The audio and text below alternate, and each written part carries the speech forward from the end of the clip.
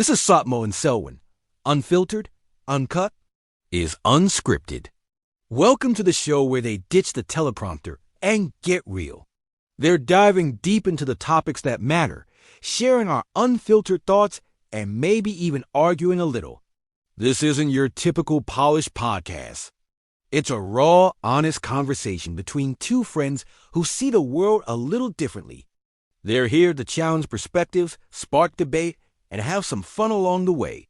So, if you're tired of the same old scripted content and you're ready for something genuine, you've come to the right place. Unscripted, because real doesn't rehearse. Unapologetic, because, well, this is where the script ends. The truth begins. This is Sotmo and Selwyn, with the conversations you have off air, on air. Make sure you hit that subscribe button so you don't miss a single moment. Let's get into it.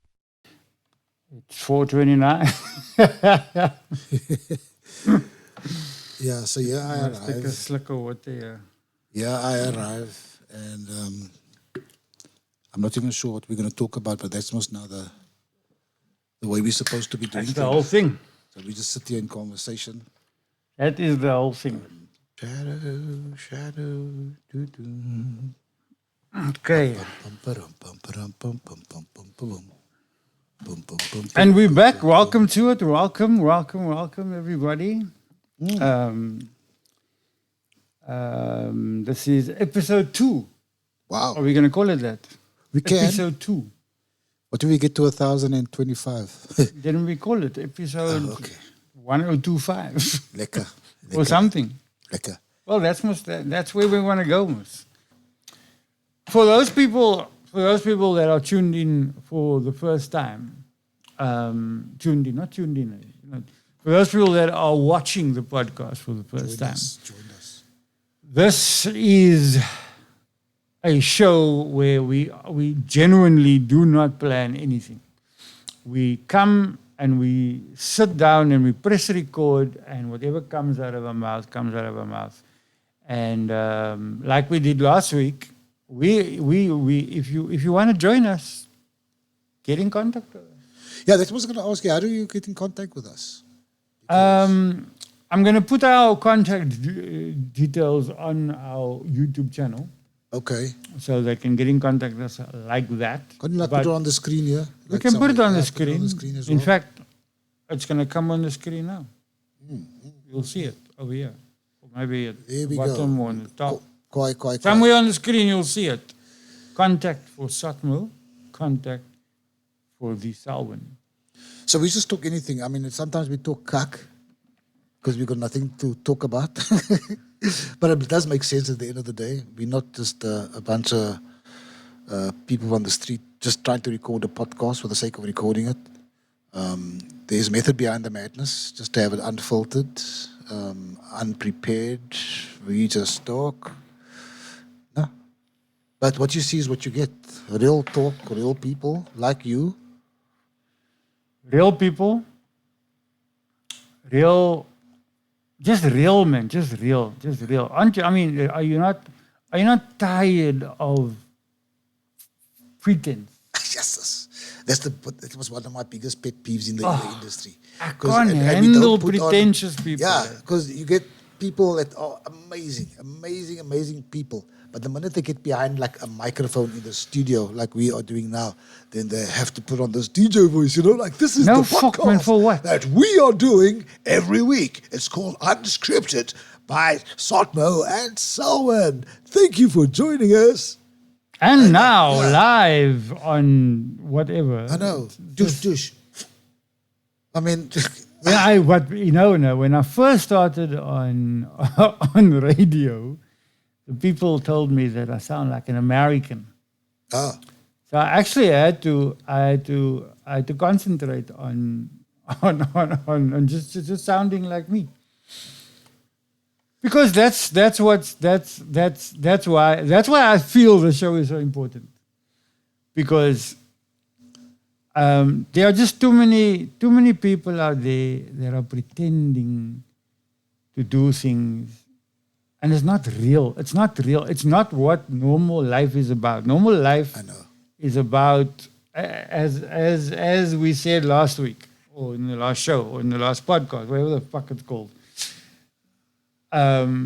It's the same as when you and your friends get together. Yeah, no. You sit down and you talk cock and you talk about and you also talk about stuff that's real and you get serious and you laugh and you cry and you smile and you frown and all these nice things. And that's real. That is what we are trying to bring across here. And everybody that gets invited to the studio, and I've already spoken to some people and they are gonna come. They're not going to come and promote anything.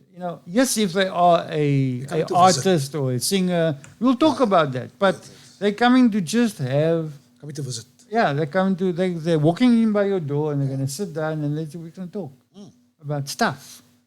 Exactly. And this is exactly what this show is about. And come join us. Come join us. I don't care who you are. Yeah. You can be nobody. I mean, we're not really, we're not important. Man. Yeah. But anyways, you know what I was thinking in the week? Talk about being drunk. Okay, I don't know how. Look, my head goes in all directions. Remember last week we were talking about how bad people drive here in Cape Town, right? Yeah. So now, this is most episode 2. Now, normally at the beginning of an episode, then you will say, last week on... Yeah. So we say last week on Sotmo Selwyn UnScripted, we spoke about this and that and the other. But we spoke about these drivers that drive shit. But now, we're saying they drive shit. Yes. But they don't think so. No. Yeah, no. Everybody thinks they drive quiet. Everybody thinks that they're doing the right thing. Yeah. Everybody thinks. In fact, I have been hooted at already for pointing out that the next driver is doing something stupid. Then he hoots at me like I'm wrong. So obviously they think they're right. Well, I was having this convo this morning. One of my besties, she's a regular. She definitely will be a regular of this podcast. But she listened and gave feedback from the first one. Anyway, so we go on our morning exercise. We walk down there. Okay, that kind of exercise. Yeah. That's what you were. No. Okay. Anyway, so we were just talking about these this kind of uncles, man, in your area. Yeah. The ones that sell the drugs, the ones that catch on the cock. They actually don't think that they're doing wrong. No, absolutely. Like you were saying, like this driver thing as well. You must don't want to know that you're wrong. So you're gonna say and do whatever you need to do to prove that you are in the right. Yeah. Nobody's ever wrong. Nobody. But there's also universal law. It might not be the municipal bylaws or the criminal law, but there's a universal law. There is that law, but a lot of people just fucking ignore it. That's why the world is so fucked up. Oh, man. So while we might think that we can educate the next person on maybe driving a bit better, they don't think that they're driving cuck. So yeah. And this was just actually there wasn't a thought. In fact, one of my friends that saw the podcast of last week, he sent me a message. He said to me, "You do know that you are one of the cuck drivers in Cape Town." Well, I had a buddy. And then I thought to myself, but he's right. People don't think that they drive shit. I had a buddy, I'm not going to mention his name because he's quite well known as well. And we often used to drive and he's used to freak out. He's a stress ball on the road because he's on the road quite often. So, you know that, yeah. So he goes like, look at her, driving right next to me. She goes, you're on your phone. He's telling her, you're on your phone. Sounds just like my friend. And he hardly see that and he phones and he goes, hello. And he's driving. It sounds just like my friend, but he, and then I must turn to him and say, dude, you know that they can't hear you. Eh? You know that they don't even care what you say. Exactly. Because he shouts out the window and he points and hoots and flashes and just to everybody. And this is in peak hour traffic. Yeah. And I mean, if you're driving in peak hour traffic and he has to drive from the northern suburbs to the southern every day. oh my So word. that's a long trip, and he spends almost the whole trip shouting at people. Is this the guy from the blinds business? Yeah. Okay. Yeah. All right. The And I think younger or to the older myself, brother? Or both? the younger one. Okay. The younger one. Right. And I think, well, why do you stress yourself like that? Yes, they're driving shit. Yes, and the taxi drive shit, but you stressing yourself out, it's just not going to do any good, man. I think Anyway, it is what it is, my bro. it's a spiral because it starts off like the year starts off lekker. It is what it is. In the festive season, everybody loves each other. It's not, I mean, the school started about a week or two ago. Yeah. It was fine the first 2 days. We were excited. My kids are going back to school and this and that. And then there was hell. But there's other little things, man. There's small little things. I don't know if you've noticed. You're on the road more than I am. Well, I'm on the road as well, but in a different capacity. So Yeah, you sit in the backseat. yeah. I get chauffeur You driven. get chauffeured. But the taxi driver, the Because train you driver, must the bus be silent, driver, what? oh yeah. Here we go. So the that couple of days just before payday, people are irate on the roads. Because they cross, man. I know, they're upset, they don't have money. They don't got money. They'll knock you out of the Crush. way. They'll knock you out of the way. Then they really drive shit. Plus, remember something. You are making them use more fuel than they want to use. Yeah. If you You're think pushing about it. them off now because I haven't got enough petrol for tomorrow. Now I must already use more petrol because you driving like Yeah. But come payday on that very same morning, it was happy. yeah, they even stop and give you the way. Awesome. Courtesy, No yes. problem. Lots of courtesy on the road. Everybody's happy. Yeah. Kind of weird, eh? I think it's just a mindset. I'm sure you must be in a rush. Because that's the only reason why you would cut me off. So I'll Yeah. just park here and you can go. It's all good. I Money is a funny thing, my bro. Yeah, no, it is a funny thing, but I'd like to see some sort of research. Again, as I mentioned last What was week. the name? In South Africa, there used to be a company that used to do stats. Hey, No. We Stats SA. No.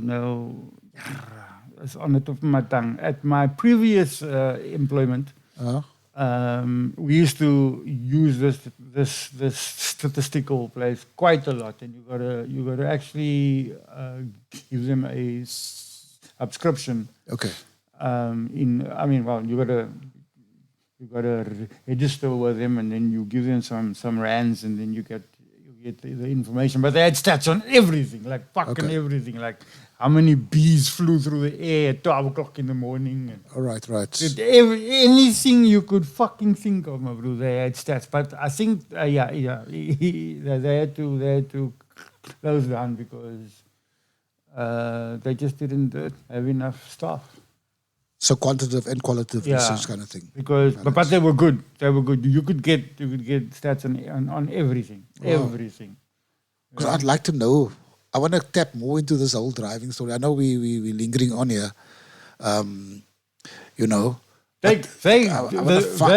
You could have gone to look up every single driving stat at this place. Oh, okay. They had it all. But I want specifically for Cape Town. What was the name? No, it was for South Africa. No, the stats in Cape Town must, I believe it is very, very different than Joburg. But wait. So another person that saw the podcast last week lives in Joburg. So obviously I have not been to Joburg in a very long time. And he says it's changed. He says they drive Kakli now also. Oh. So yeah. So I think we should get our information right. And I think the best information and research would be we go there ourselves. Yeah. And do a podcast from there. From that. Well, is that highway still there? I love that. They're on the. I think it's on the. Is the M3 or the one that takes you to Pretoria? The M3. Yeah. BJ's. Remember BJ's on top there. Yes, we can sit there. We lump there with our podcast and have a lunch or something. No, we must definitely go out on the street. Yeah. With we take a selfie stick. Jing. I smart to use it. Yeah. Kaku. And then we go. And we somewhere talk to people on the road. Yeah. No, I definitely like to look into that. But we can do that. We can do that.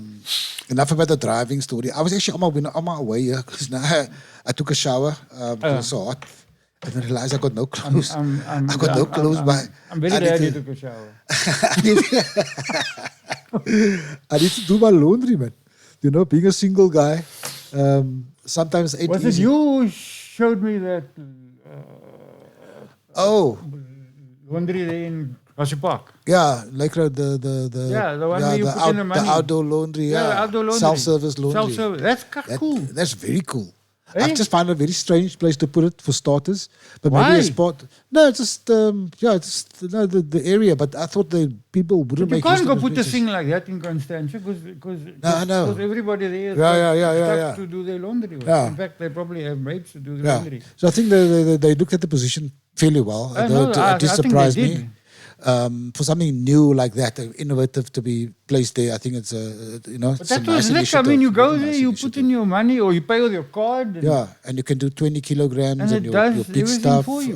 You can spin, and no cash as a cash. There was a time where I was staying in a flat and where I used to just take my clothes every week to the laundry because they do the laundry and then they iron it and they fold it. Oh, and, okay, yeah.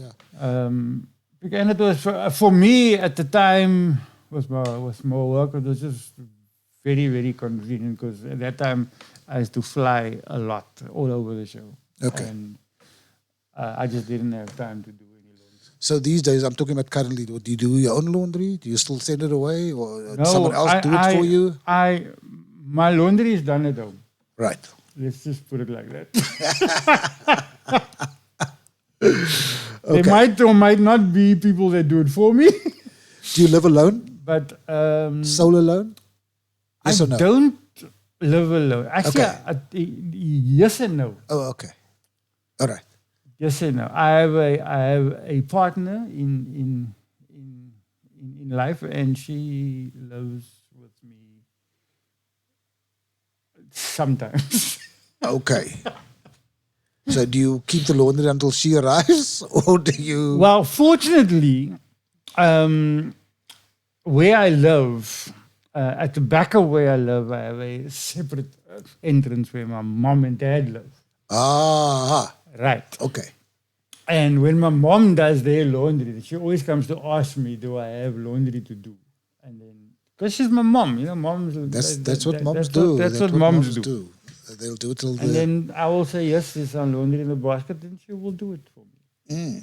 That doesn't mean I can't do laundry. Okay. I can do laundry. No. I was just But, curious, because yeah. now I've got no clean t-shirts and stuff to put on. Normally Why don't you Friday, have clean t-shirts? because I haven't done laundry in the past 2 So is weeks. your t-shirt not clean?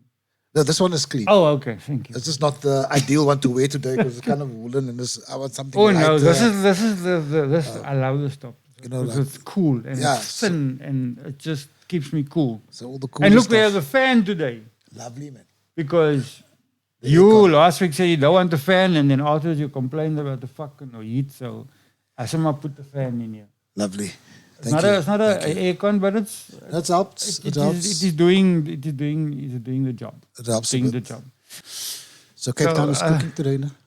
Yours hot. Oh my word, it's hot today. Damn it. I mean, just a couple of days ago, everybody was like, "Yeah, what's happened to summer? This is the weirdest January we ever had. Blah, blah, blah. It's too windy and this and that." I said, "Just hold on. February is the hottest month, and here we're just getting a taste of it now." Yeah. It is a bit hectic. Maybe it's hotter from here. And we were not was it last week? I was complaining. I said, where's summer gone to? And then I remembered. February is the month. Yeah. And now we're getting to that month, so the time is near for us to cook again. I love it. Yeah, I walked out to the house today and I just, oh my word, the heat just hit me like I was standing right next to the bloody sun. You know? So how was your week, man? How was your week? week How so was far your has week? been crazy, busy getting this event of mine off the ground. Oh yes, you got the, what's it called again? The Thriller Throwback. Thriller Throwback. Club Thriller Throwback. Club Thriller Throwback. We're at throwing West back. End, Yes. not at Club Thriller. No. Because Club Thriller is no longer. No, it's now student accommodation, preceded by a church, actually. Is it? Yeah. It was an old cinema when the Patels took out the lease on it. Were you Oh ever yes, there? yeah. I Were you was there? no. I was around when it was still a bioscope. Oh, okay. Yeah, I was around when it was still a bioscope. I was around when it launched. Oh, okay. Yeah, Right, nice to know. and but that is telling people our age. Eh? I know. And I mean, we already said last week there were people ready to tap out, and now we're telling people our age. But I don't look my age, do I? Do I look my age? No, not at all. Not at all. Eh? Not at all. Not at all. But the teeth, man, the teeth, to gooi it, you know. Well, it's like me, you know. My hair I stopped get- growing. I've got a stealth growth here. All of Yeah, a sudden. no. I mean, I should shave my hair. I spend a lot of time on my hair in the morning. Eh? Oh my word! Wow. Sure. To get it to look like this, my bro. Well, this is It's not stop. easy. This is kind of like stop growing for me. But the nose and the ear hairs are growing now. You know what I mean? It's coming out the ears and the nose. Ooh, TMI, brother, TMI. So I'm kind of blessed. Blessed, yeah. That's a good But- operative word. Just back to the Thriller days, I had extra long curly hair, like a Lionel Richie. Oh, is it? Yeah, style. I used to smother it in that hair gel, man, that wet look. Yeah. Pardon, thanks for the coke now to give me a little Burps. burps, yeah. It isn't what it is, man. So yeah, and it was an in thing back then. You know, we spent, it was like a liter bottle, man, of, that gel. And gel your hair, that wet look, and you shake your curls and you look all Oh, cool. remember I remember those days of gel. Eh? Remember the gel where you gelled your hair and I you know. wore those Baggy. baggy pants Yeah. and those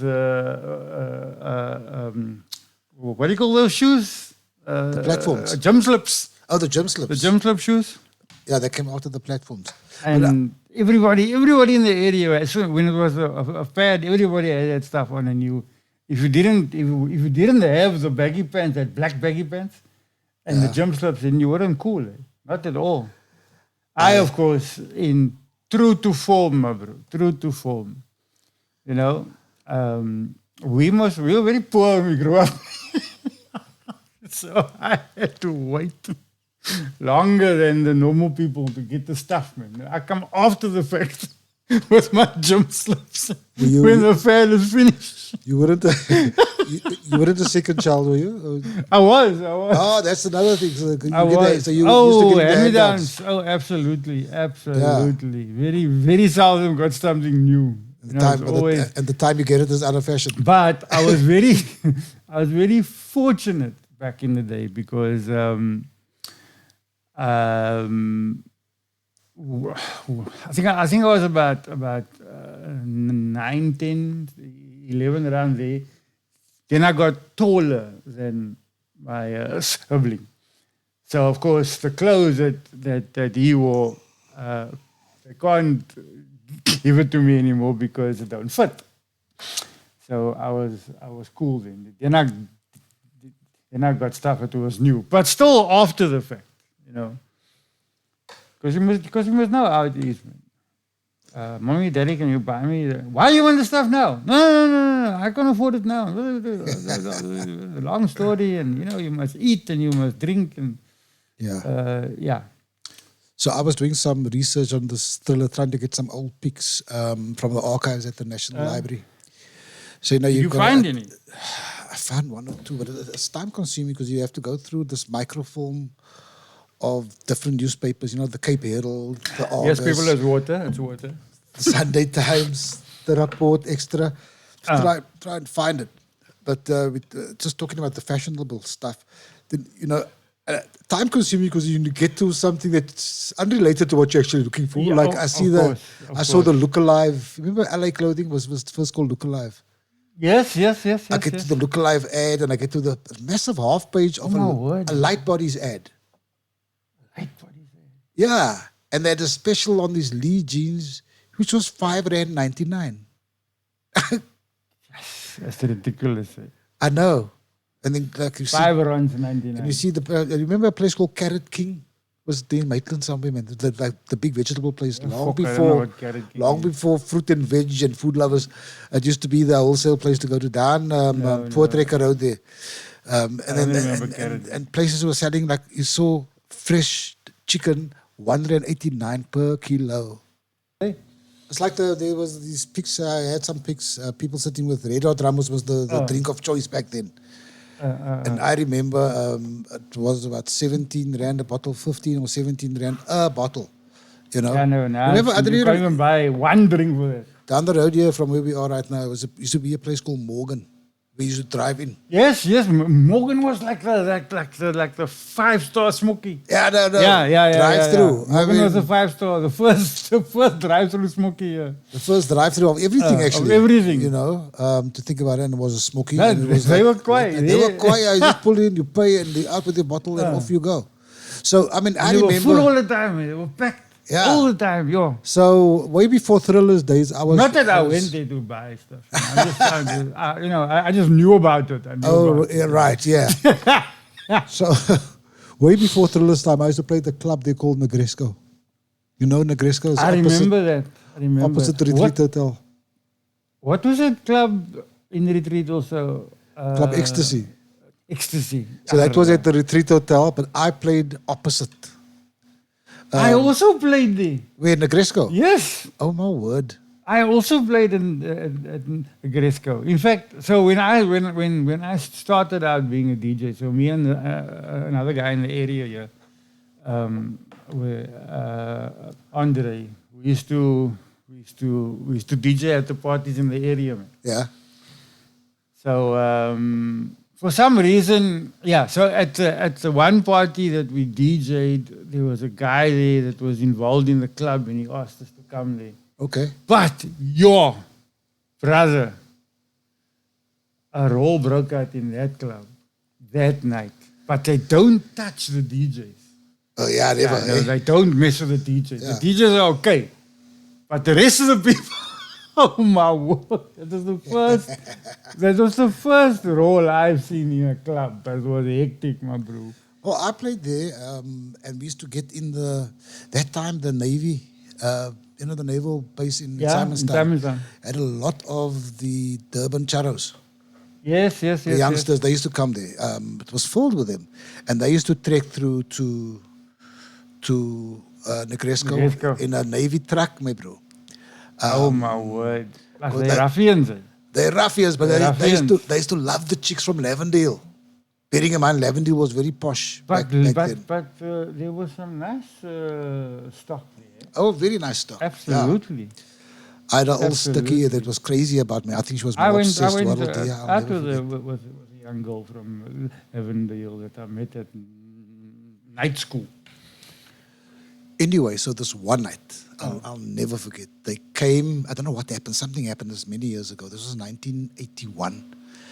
And... really giving your age away. Yeah, no. So they pulled in there with the 2 trucks of young Navy guys. You know those charros can be crazy. There's one from Chatsworth. Absolutely. They came in and they smashed up the whole place, bro. It wasn't a very pleasant. You make it sound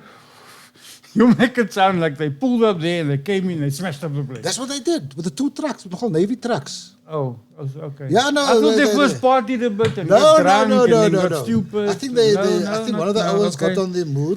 Okay. The week prior to that, I thought they just fucked the place up. No, they didn't. That's not just for fun. There was a bit of a revenge. So they don't really have an excuse.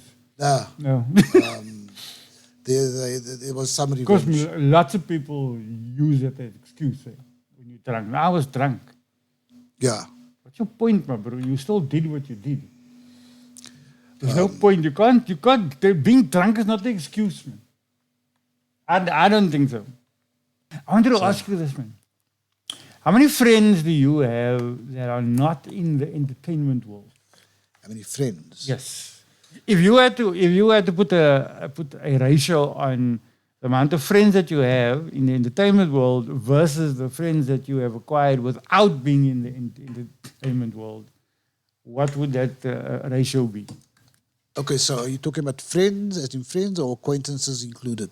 Or Friends, real friends, like not real acquaintances. friends? None of my real friends are in the entertainment industry. Real? I think about No man can't be. no, but two. You must have met one or two friends in the Oh yes, I entertainment do. world that Sorry, I forgot became again. your You also friend. my friend. Eh? Yeah, what the fuck is Yes, wrong with you? yes.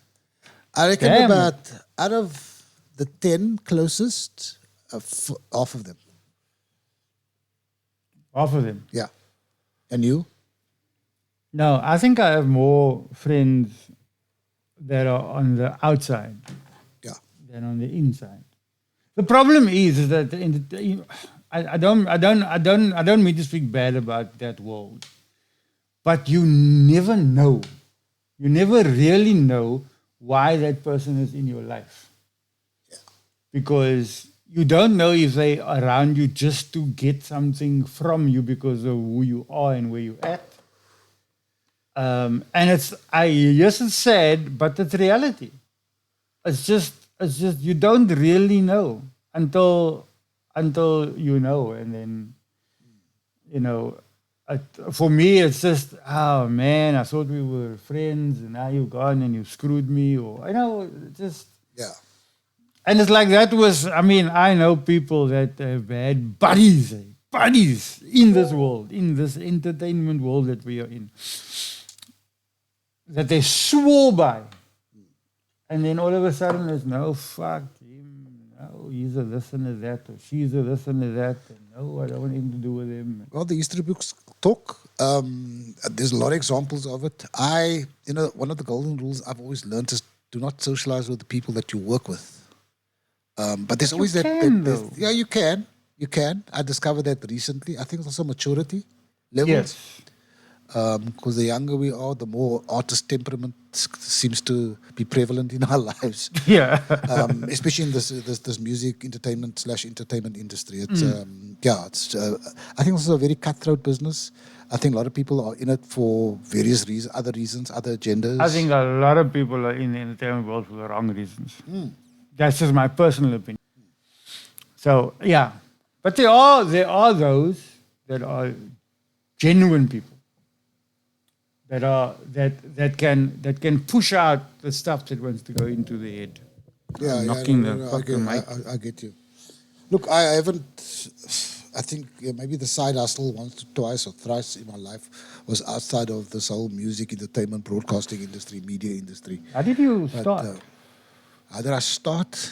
How did you first get into radio? Jeez, look, it's quite a long story, but just interviewing you. Yeah, just a quick one. I mean, I started playing like records at my grandmother's house because my grandfather came from a musical family. Okay, his youngest brother was the bass player for Pacific Express, Paul Abrams. He was the eldest brother and played for one of these Long Island bands. I think it was Les Versatiles or the Philadelphians, one of those. But he also used to play in the Coons and in the Nachttrooper and in the Christmas band, you know that. And he used to play the banjo, which was really loud. Anyway, long story short, and we used to have these family get-togethers at my granny's house every Saturday.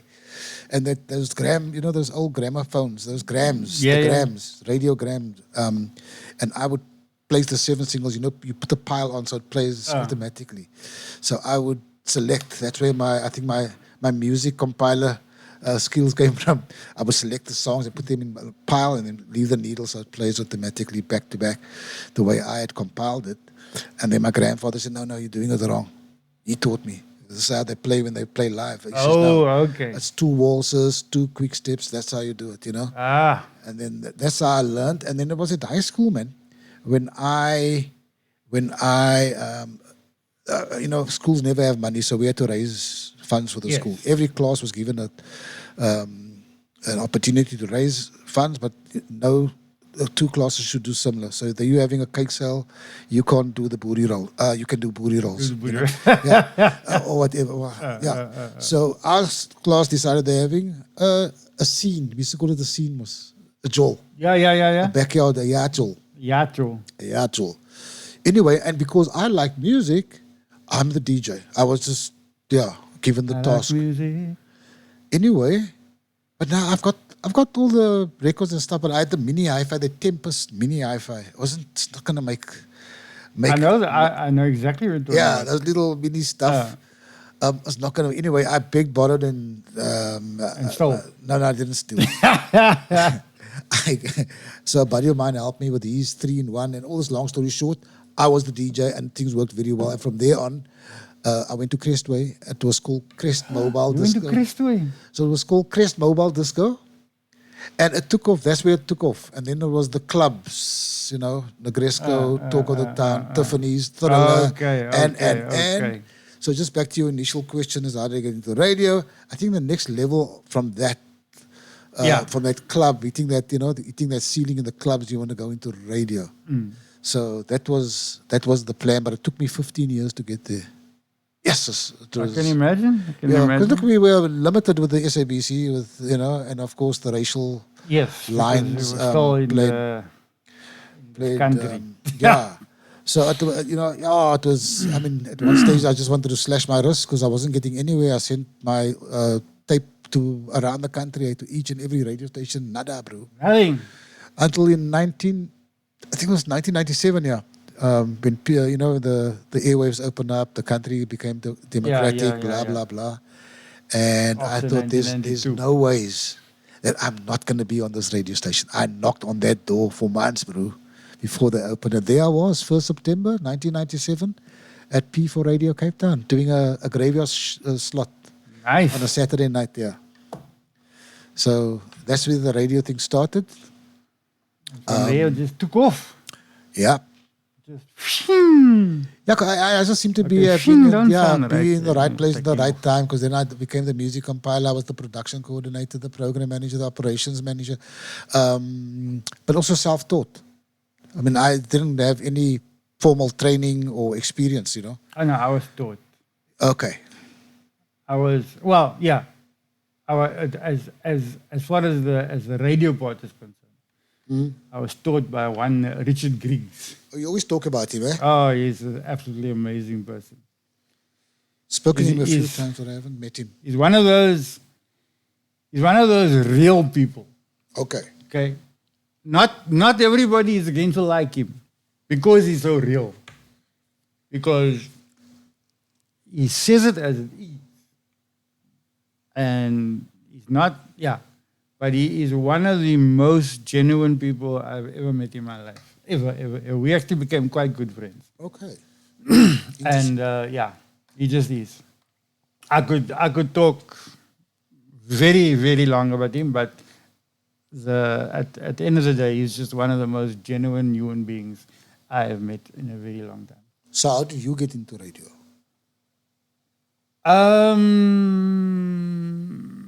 Also through clubs, but through my own club. Okay. When I had my own club, my partner at the time. So the first the first radio station I was on was Fine Music Radio. Oh, right. But I used to compile the music for the show. And in Fine Music Radio, compiling music means you go into the library and take the CDs out of the racks. The old manuals. Yeah. So you go into the CD out of the racks, and then you sit there and you put the CD in the one player, and you play it. You put it in another player, and you play it like that. And then Richard started his, and he's also from there. Well, he's from Also, Fine Music, ex-Fine Music Yeah. radio guy. Okay. So he started his own radio station called Zone Radio, which is still there now today. And when he went live, so he asked my partner, that was my partner at the club, if he will do a show, and then he asked me to compile the music. And then we went and we had the show and we compiled music, and then he eventually, through various different things that took place, Richard offered me my own show. And I grabbed it with both hands, man. But you know what? I I sidestepped at one point in my life and I decided I'm going to be a karaoke DJ. Oh my word. Brother, let me tell you Are you something. serious? DJs know nothing. DJs know nothing. Karaoke DJing is the best. Why? Because I hate karaoke, eh? you might hate karaoke, I must not use the word hate. but I don't like it. the doing the karaoke is very different to DJ. So as a DJ, you in a DJ box, Yeah. and you have some sort of contact with people. Right. As a karaoke DJ, you have closer contact with people. You Okay. get to talk to them more often. You get to actually meet people. You get to have meaningful conversations. Sure. And they dictate the playlist, obviously, because the song Yeah, they want to because sing. they come in and they want to sing a song and they can put it on a list and you let them sing. And yeah, it does help that I have an okay singing voice. Because then what happens is that many of the people that come in when they want to sing duets, they want to sing it with you. Oh, right. Yes. And then, yeah, as I say, you get to meet more people than when you are a DJ. Because as you know, DJs are fucking spoiled They are. for choice. I know, because you control the playlist. You They are control spoiled the for floor. choice. They get And they get to pick and choose. Yeah. Not just the music. Oh, much more than that. No, for sure. Not just the music. And then as a karaoke DJ, you get to pick and choose much more. much more. I don't know why I've never been a lover of karaoke. Eh? I love Never karaoke. ever. I I love just karaoke. yeah. I have. I mean, at my house, it's there. But it seemed to Permanently. have. So whenever I have a seemed- party, then I can just plug it in. It seemed to have made a hell of a comeback as well. It has, yeah. Now late, in now this last the recent 2 years, 2, 3 years. So like fashion comes and goes, definitely. Yeah, it's gonna die again. Yeah, but I Because don't think it will die out. That's Hey, just that. it No, doesn't seem to have it ever- will never ever die out. Never ever die out. In China, Peru, I know. you can't walk into any place in China Without when they don't have karaoke. They got karaoke machines in the back of the cars that they make, man. so it I was, kid you not. so it was made in China. Yeah, it was made in China. They are nuts about karaoke in China. They are tatty. They just tatty. Made in China. No They will sing anyway. no batteries included. Unfortunately, not many of them are very good at singing. I know. But it doesn't, to them, it doesn't make a difference. It doesn't matter. They don't want to be good at singing. Yeah. They just want to sing. They want to stand on that stage and sing. That's the fun part, Mus. Yeah, that's the part. They are mental about it. Mental. Yeah. But yeah, if you ever have you ever gone to China? No, never. It's an interesting place. I've been on a slow boat to China. I think quite a few people have been, especially in Cape Town. On a slow boat. But if you think about it, I mean, look, Cape Town has got a lot of talent and vocal talent. So I think the karaoke is that the avenue of them being able to expose their talent. We have a lot of talent, but we don't use our talent the way we're supposed to. Not at I'll all. tell you. Fucking classic. Oh. So that's a wrap for today. I know I'm Yeah, fucking dick. it's a wrap for the day.